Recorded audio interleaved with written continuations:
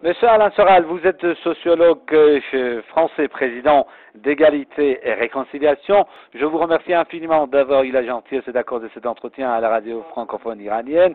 Monsieur Soral, je voudrais cette fois-ci m'entretenir avec vous sur deux sujets. Les récentes menaces israéliennes contre l'Iran et également les récentes déclarations du ministre français des Affaires étrangères contre le président syrien. On commence par l'Iran. Monsieur Soral, comment expliquez-vous ce langage de menace sans précédent des autorités israéliennes contre l'Iran? Déjà, je fais remarquer qu'il n'y a pas de menace de l'Iran envers les pays voisins, quel que soit d'ailleurs le programme atomique développé, puisque compte tenu de la taille d'Israël et de la population palestinienne qui s'y trouve, une attaque atomique sur Israël est complètement délirante d'un point de vue de la stratégie militaire. Donc ce qui est étrange aujourd'hui, c'est qu'on est en train de fabriquer de toutes pièces une tension guerrière de type Troisième Guerre mondiale de manière totalement artificielle. Et moi, j'articule ça quand même avec deux faits qui me paraissent en réalité les faits surdéterminants. C'est une grave crise en Israël qui subit aussi tous les dérèglements d'une société néolibérale, c'est-à-dire qu'il y a une grave crise en Israël même entre les riches et les pauvres, et peut-être que l'union sacrée contre un ennemi commun permettrait finalement de masquer cette crise. Et au-delà de ça, il y a aussi l'effondrement du système bancaire américain, donc mondial, et on pourrait penser que l'oligarchie mondialiste, qui a beaucoup à voir d'ailleurs avec Israël, au sens biblique du terme, finalement se servirait d'une guerre créée totalement artificiellement pour rebondir, voire ramasser la mise par rapport à un effondrement économico-bancaire programmé. Voilà. Donc, il me semble que finalement,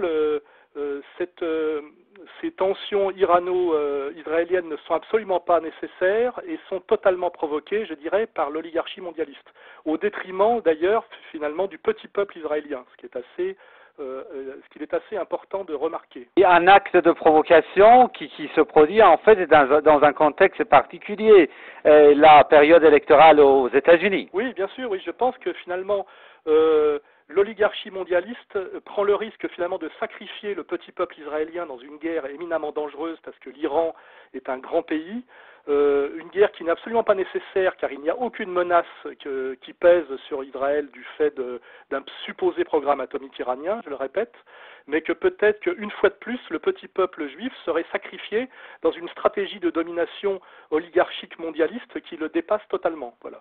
Il faut réfléchir à cette question et effectivement le petit peuple israélien aujourd'hui à qui on donne finalement très peu la parole est très inquiet effectivement de ce bellicisme incroyable des élites politiques israéliennes qui, je le rappelle, sont des Américains, en réalité des Juifs américains. Hein. Monsieur Netanyahou n'est pas un Israélien authentique. Hein. C'est-à-dire que si ça se gâte, il pourra aller retourner là d'où il vient, c'est-à-dire à son cabinet d'avocats américain. L'intéressant, c'est que c'est un sujet de désaccord, parce que ni les Israéliens, ni en fait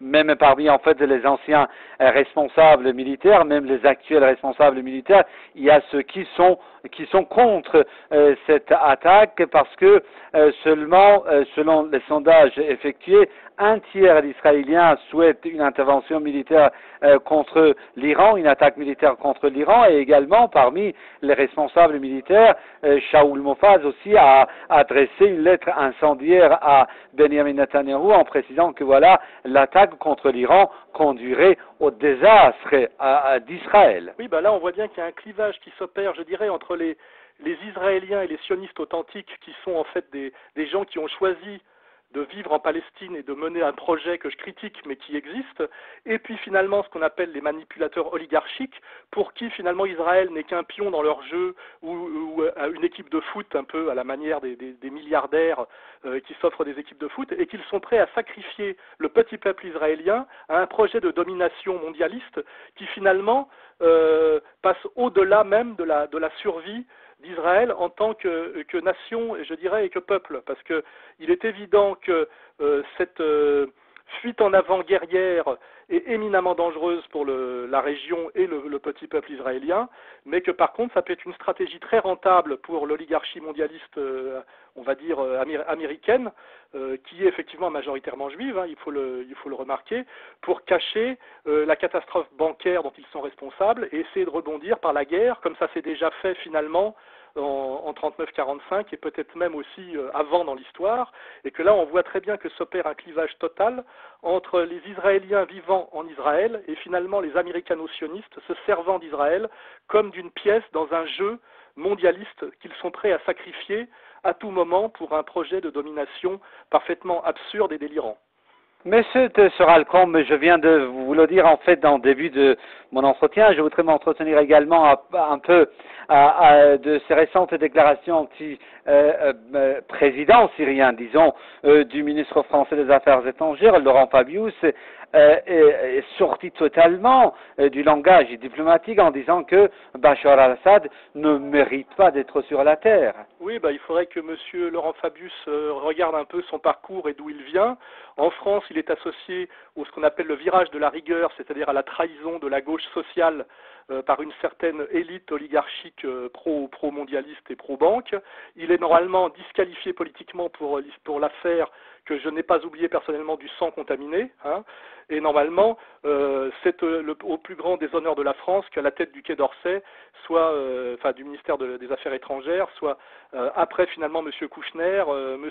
Fabius, qui à mon avis ne représente pas tout à fait les intérêts français au sens gaullien du terme, mais je le dis et je le répète, les intérêts d'une oligarchie mondialiste, effectivement, qui est prêt à pousser la Troisième Guerre mondiale pour sauver à la fois ses avantages acquis et mener à bien ses objectifs qui n'ont rien à voir avec la paix ou les intérêts supérieurs de la nation française.